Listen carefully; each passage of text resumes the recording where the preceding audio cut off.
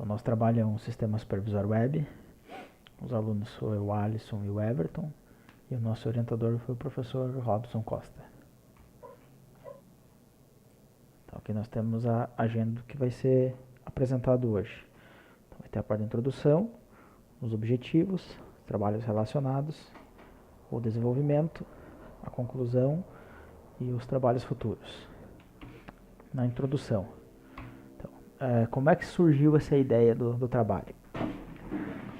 Então, a ideia surgiu devido a uma demanda de uma empresa que precisava de um sistema de monitoramento que fosse alternativa ao que existe no mercado hoje. Então, a gente teve uma conversa com o pessoal dessa empresa e surgiu essa ideia. Qual que é o diferencial da implementação que foi feita?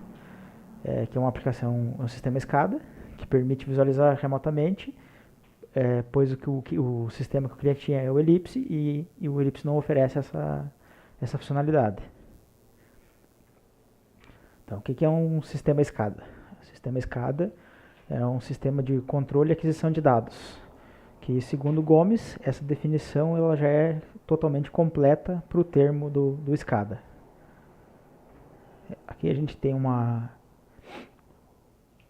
planta, uma imagem retratando uma planta da forma de como é que funciona o SCADA. Então, esse é mais parecido com a forma do elipse.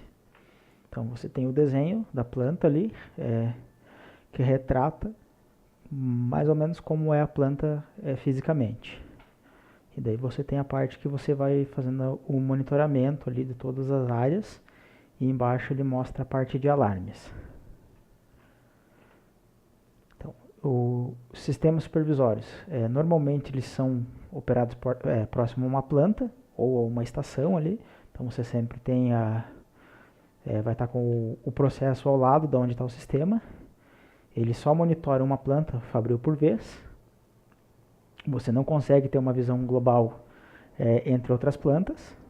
Então, se você tem um processo ali que uma área depende da outra, como você tem uma parte de uma linha de produção de motor, daí da linha de produção do motor vai para a parte de pintura, você não tem essa integração. Isso depende de alguém pegar, estar analisando a parte da produção e outra da parte da pintura e fazer essa junção do processo, digamos, manualmente. Tu não consegue fazer isso pelo sistema. O gerenciamento disso já fica mais complicado. E o custo, para você ter um SCADA em cada planta ali, ou em cada processo, acaba se tornando bem mais alto. Então, as partes relacionadas aos objetivos, né? O objetivo geral é utilizar o sistema para facilitar o gerenciamento e fornecer uma visão global do processo, né? Que também pode auxiliar na tomada de decisão, né? E os objetivos específicos são desenvolver uma solução de sistema supervisório web que ela seja capaz de centralizar as informações provenientes de plantas fabris geograficamente dispersas e ser acessível remotamente. Os trabalhos relacionados, né? Então, qual a metodologia utilizada? Inicialmente, a gente fez um estudo exploratório para identificar quais eram esses sistemas SCADA mais utilizados e também quais funcionalidades seriam importantes para estar sendo desenvolvido dentro desta aplicação, né? A gente criou. E posteriormente, a segunda etapa seria realizar a implementação do sistema que a gente está propondo. Então, os 5 softwares que a gente levantou foram esses: o Mango Automation, o Ellipse, o SCADA BR, City System e o Open SCADA. Então aqui a gente tem um comparativo daquelas funcionalidades que a gente julgou ser essencial para o desenvolvimento da solução. Então, de todos esses softwares que a gente tem elencados aqui na tabela, o Mango é o que tem a maior parte dos itens, com exceção na parte da licença, que a gente identificou que é bastante cara a licença deles. E a forma que eles trabalham com essa licença, eles utilizam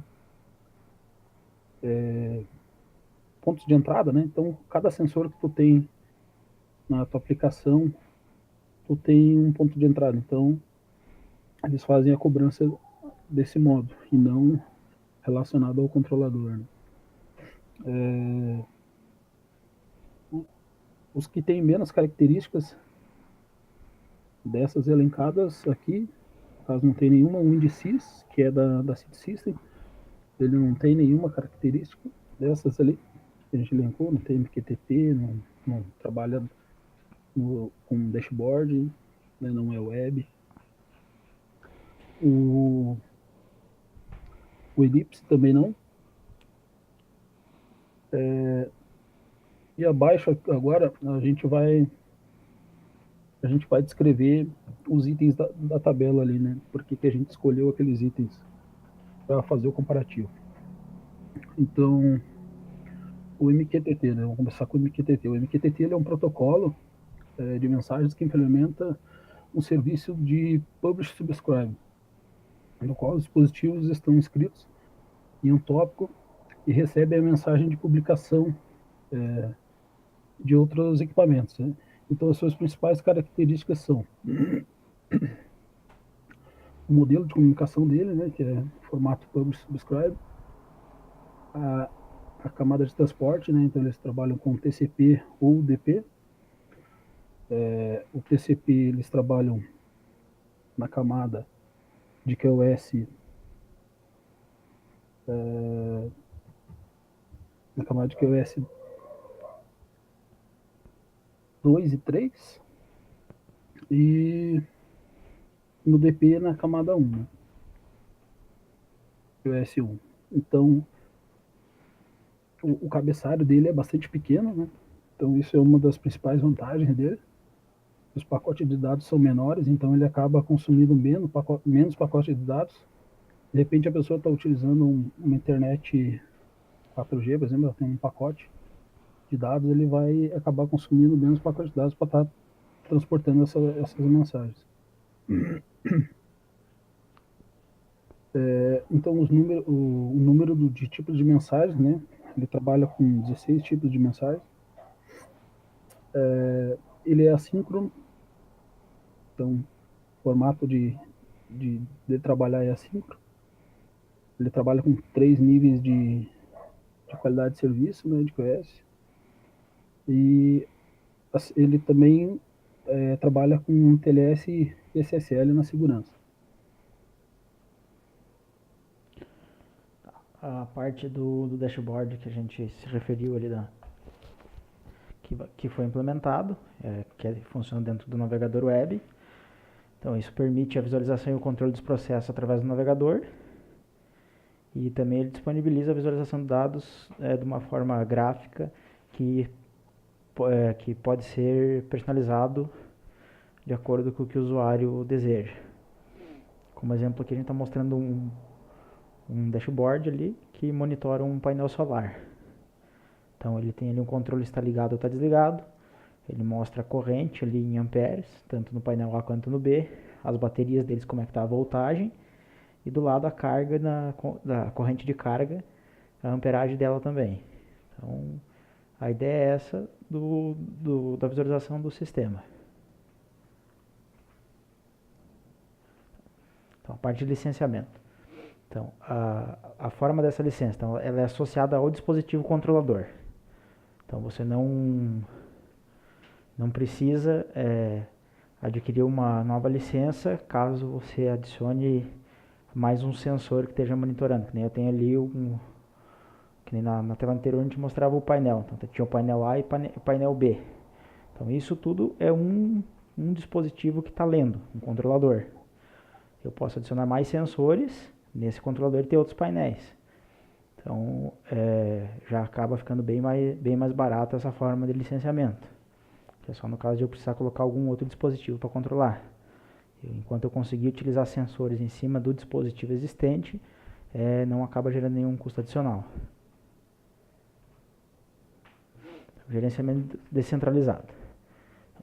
Permitir a visualização dos dados e o controle dos processos que estão em locais distintos, mas que têm a relação uns aos outros.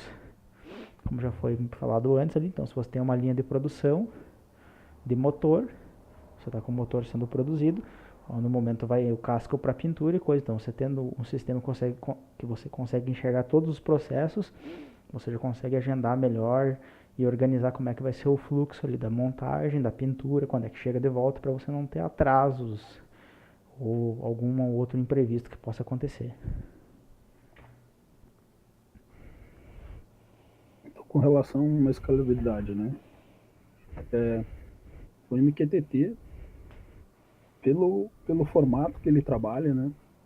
Ele tem um broker que facilita bastante implementar a escalabilidade na aplicação, né?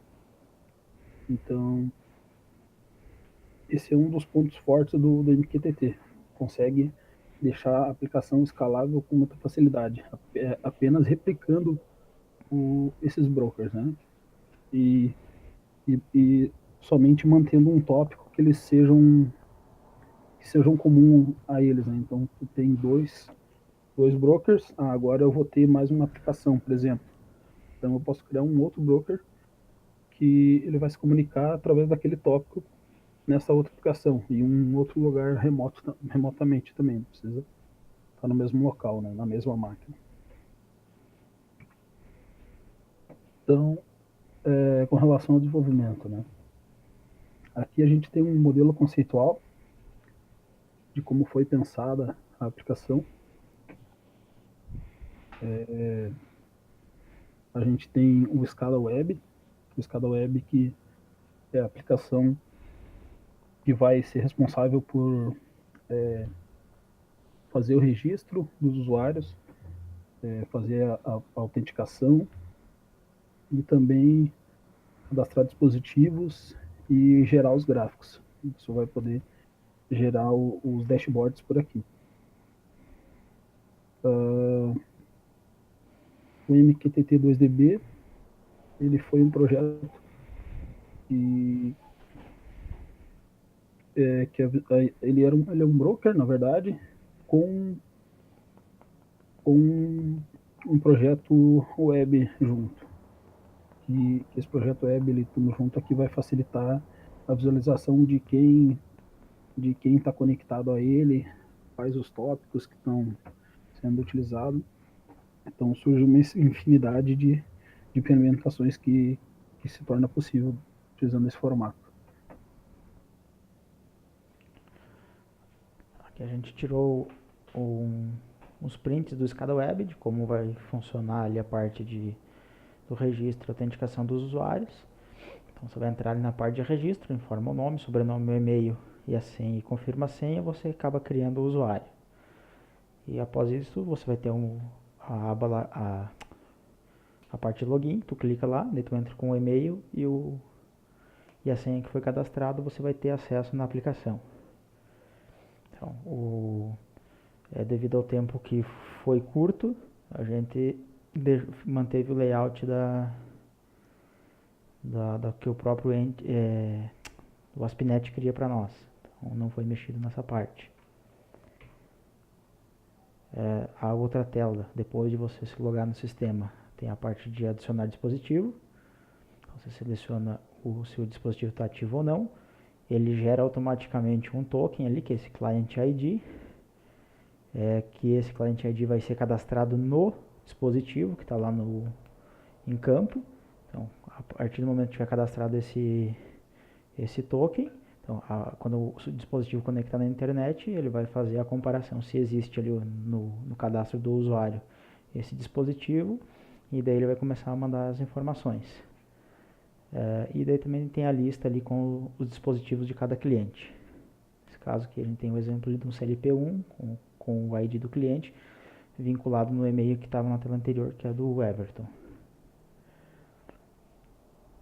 A parte da configuração do dashboard, da visualização. Então, tem o cadastro de dashboard. Você vai selecionar ali o parâmetro que está sendo lido, o dispositivo que está sendo lido, o parâmetro que está sendo lido, informar os valores ali de mínimo e máximo, o texto que apareça ali, que seria o label, que é a temperatura que a gente está usando, a unidade métrica, que daí no caso é graus Celsius, e o tempo de atualização desse widget. E ali onde seleciona o tipo do widget. Também devido ao tempo curto que a gente teve, a gente implementou só esse widget, que foi só para validar a ideia e ver se estava dando certo a parte de comunicação no dispositivo com o broker,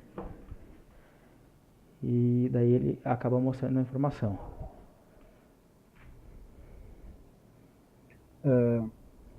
Então, explicando como trabalha um broker, né? Um broker MQTT. Como foi dito anteriormente, ele trabalha com abordagem Publish Subscribe. Um broker é o cara que fica responsável por gerenciar isso.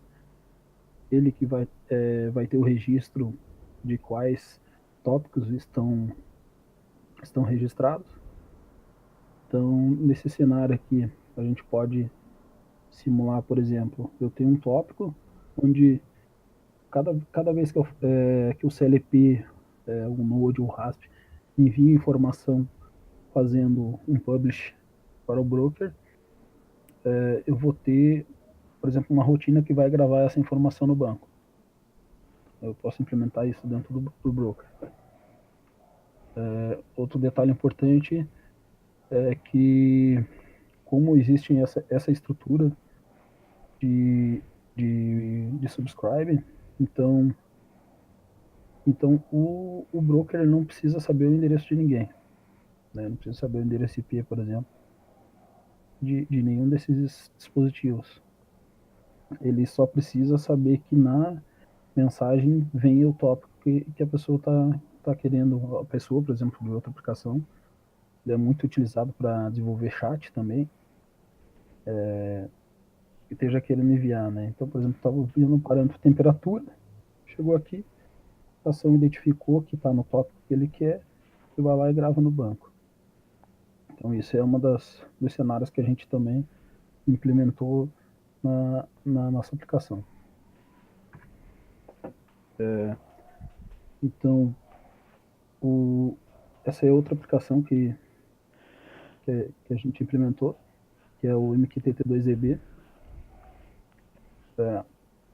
Ela tem o broker, que é exatamente a função que eu expliquei anteriormente, com um detalhe importante que foi útil para a gente poder saber quem eram os clientes que estavam conectados. Por exemplo, aqui a gente tem 3 clientes conectados. Então, quando ele recebe um connect, eu tenho como interceptar essa conexão e saber quem que está solicitando. Eu, sabendo disso, eu pego e registro na minha aplicação web para ela disponibilizar isso uma página web, né? Então isso é uma das aplicações possíveis que pode ser implementado, mas existem muitas outras. Eu posso realizar a desconexão, fazer várias abordagens, mas devido ao tempo, a gente implementou somente essa parte de saber quais eram os clientes que estavam conectados, né? Como banco de dados, para implementar a gente utilizou o Postgres, utilizando o framework NPGSQL, que ele funciona como se fosse o driver que a gente usa no Java ali para poder fazer essa comunicação com o banco. E outra vantagem dele é que ele trabalha com o Entity, e essa parte do Entity ele acaba gerando toda a parte de banco para nós. Então isso também ajudou um pouco a gente conseguir agilizar o desenvolvimento. Foi usado o banco o Postgre, sendo que pode ser usado qualquer outro banco. Pode ser usado o banco não relacional e tudo mais, sem problema. Se não tiver suporte ao entity nesse framework, o driver que está sendo utilizado, vai ter que ser feita toda a parte de banco no braço. Então vai dar bem mais trabalho e pode ser que dê alguns probleminhas. Então, quais as dificuldades encontradas, né, durante o desenvolvimento desses projetos? É que inicialmente a gente queria ter um projeto que ele fosse multiplataforma, que a gente pudesse rodar no Linux, no Mac, no Windows, né? E que a gente também queria trabalhar com .NET, né? Então, a gente sabia que existia o .NET Core, mas nós não tinha experiência, né? Então, isso foi uma das dificuldades, né? Então, até a gente entender como ele funcionava, e tem uma parte, e como ele trabalha também com injeção de dependência nativo, né? Então, tudo que tu vai fazer, ele já tem injeção de dependência para o padrão, né? Então, isso até entender essa estrutura foi bastante complicado. Também a parte de DLL dele, até a gente rodou alguns testes no Raspberry, falou o Postgre no Raspberry, né? A gente ficar recebendo as informações nesse Rasp com essa aplicação. Então, foi um aprendizado legal, né? Então, os testes que foram realizados. Para a realização dos testes, foi implementado alguns dispositivos que ficavam enviando os dados para a aplicação. Então, como é que a gente obteve os dados, né? Como aquela empresa que inicialmente a gente citou ali, a partir de uma altura do projeto, ela acabou desistindo da ideia, a gente não podia desistir do TCC, né? Então a gente continuou. Aí o professor tinha dois nodes MCU lá. Ele disse, não, então vamos fazer o seguinte, eu vou pegar esses caras aqui, vamos simular, utilizar eles como CLP da nossa aplicação, né? Que a ideia era utilizar CLP para desenvolver isso. Então a gente implantou no Rasp a nossa aplicação ali com o broker e a gente ficava recebendo as informações. O professor deixou vários dias enviando essas informações no nosso Rasp e aí a gente foi fazendo a parte de controle da autenticação, de registrar o usuário. Então foi muito legal aprender a trabalhar com esses componentes, né? Esses projetos. Então quais as aplicações que são possíveis, né? De utilizar esse nosso trabalho, né? Então, inicialmente, a gente imaginou que seria só para aquele caso, de ser para uma planta industrial, mas com o passar do tempo, que a gente foi estudando as aplicações, a gente viu que era um negócio muito mais amplo e que poderia ser aplicado em qualquer área, desde que houvesse um, um, um controlador e esse controlador pudesse ser implementado MQTT dentro dele. Então, esse era os pré-requisitos. Esse é um dos primeiros pré-requisitos. E o segundo é que ele enviasse essa informação para nós no formato de JSON, sempre seguindo de parâmetro, temperatura, parâmetro, temperatura. Valor. E esse formato vai ser útil para parâmetro e valor, né? Parâmetro e valor. Esse formato vai ser útil para a gente montar os dashboards lá na aplicação. Então, e a conclusão, né? Então, a gente atingiu os objetivos que inicialmente a gente propôs, né? E também o desenvolvimento dessa aplicação, né, permitiu uma maior compreensão do protocolo MQTT. Também deu uma deu uma visão maior, né, do que a gente poderia implementar e não só aquela ideia inicial, né?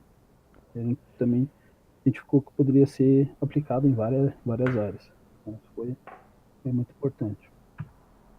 Os trabalhos futuros. Como sugestão para trabalhos futuros que queiram utilizar a parte que a gente já desenvolveu, então pode ser implementado a parte de envio de comandos e de controles para os dispositivos, que não foi efetuado devido também à restrição de tempo que a gente tinha. Pode ser feita também a implementação de um canal de comunicação.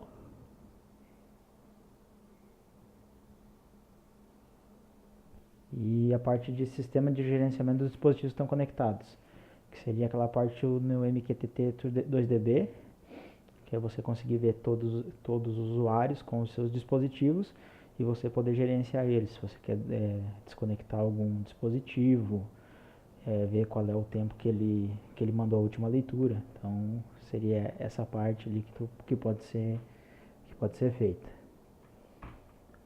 Alguma pergunta? Então, muito obrigado a todos.